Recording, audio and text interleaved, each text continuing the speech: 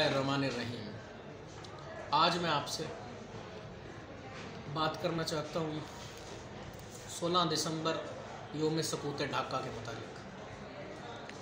आज से तकरीबन 50 साल पहले ये अजीम सानिया हुआ कि वो पाकिस्तान जो आलम इस्लाम का सबसे बड़ा मुल्क था, दुनिया इस्लाम का सबसे बड़ा मुल्क और दुनिया का 8वां मुल्क बड़ा था, उससे पहली बार दुनिया की तारीख़ में ऐसा हुआ कि 54% लोग 46% की अक़लियत से अलहदा हुए। हमेशा ऐसा हुआ है कि अक्सरियत से अक़लियत अलहदा हुई, लेकिन यहाँ अक्सरियत अक़लियत से अलहदा हुई।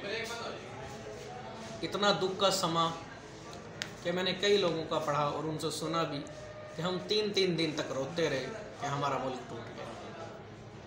वो मुल्क जिसे ला इलाहा इल्लल्लाह की बुनियाद पे बनाया गया था, वो मुल्क 2 हिस्सों में तकसीम हो गया।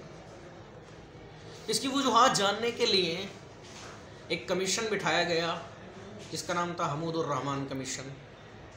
और जब उस कमीशन की रिपोर्ट सामने आई तो तकरीबन 35 साल तक उस रिपोर्ट को छुपाया गया। जब वो रिपोर्ट भारत से ओपन होगी तो फिर पाकिस्तान ने भी उसे ओपन कर दिया। ये थी हमूदुर रहमान कमीशन रिपोर्ट। अब तो वो आम मिलती हैं। हमारा मुल्क अलहदा हुआ, उसकी बेसिक वजूहात क्या थी? पहली वजह इस्लाम को पसे पुश्त डालना, कौमियतों को, लिसानी कौमियतों को, दीगर कौमियतों को, सूबाई कौमियतों को तरजीह देना, एहसास महरूमी, और मैं तो कहता हूँ जायज़ एहसास महरूमी। ज़बान का मसला, असातिज़ा जो पढ़ाने वाले थे अक्सरियत हिंदुओं की थी। मशरक़ी पाकिस्तान मगरबी पाकिस्तान से अलग हो गया। अफवाज का आपस में रबता ना होना, ज़मीनी रबता कोई था ही नहीं। अफवाज का रबता मुनक़सिम हुआ और रेस कुरस मैदान में अमीर मोहम्मद ख़ान नियाज़ी ने भारतीय फ़ौज के जनरल अरोड़ा को अपना राइफ़ल हवाले कर दिया और बाज़ाब्ता शिकस्त का ऐलान हो गया। जुल्म व तशद्दुद, बंगालियों पे जो जुल्म हुआ इससे कोई इनकार नहीं। आज भी फैज़ ने कहा था, तुम्हें गुमा है कि रास्ता कट रहा है, मुझे यकीन है कि मंजिल खो रहे हो। वतन के चेहरे को खून से धो रहे हो। जी हाँ, जुल्म व सितम और मार्शल निज़ाम, आमरीयत हमारे मुल्क को बना के दिया था एक अजीम लीडर कायदे आज़म ने, और एक डिक्टेटर, एक मार्शल लॉ के दौरान हमारा मुल्क तोड़ दिया। बड़े बेवकूफ़ हैं जो मुल्क में अवाम की मर्ज़ी के निज़ाम के बजाय कोई और निज़ाम मुसल्लत करें और फिर उसका नतीजा इज़हार राय की आज़ादी की महरूमी। लोगों को पता ही नहीं था वहाँ क्या हो रहा था। 70 में अल्ताफ़ हुसैन कुरैशी जैसे बड़े राइटर ने मोहब्बत का ज़मज़म बह रहा है के नाम से मज़मून लिखे, और 71 में हमारा मुल्क अलहदा हुआ। और फिर वो सियासतदान वजह थे जो इलाक़ाई सियासतदान थे।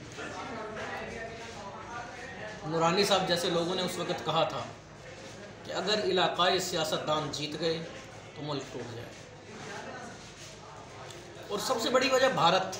हम आपस में लड़ते भिड़ते रहते, आपस में रहते, लेकिन भारत गुंडागर्दी का मुजाहिरा न करता और अपनी मुक्ति बाहनी के ज़रिए और अपनी फ़ोर्स को बाकायदा बांग्लादेश में दाखिल करके हमारे मुल्क पे कब्ज़ा कर लिया। हमारा अज़ली दुश्मन भारत एक वजह है। हमारे लिए क्या सबक है? अभी भी हमारे तासुबात घट नहीं हुए, कम नहीं हुए। अभी भी हमारे कई लोग लिसानी तासुबात में जीते हैं। ज़बान का तासुब, कौम का तासुब और जनाब दीगर उमूर। 16 दिसंबर योम सकूत ढाका हमें ये पैगाम देता है।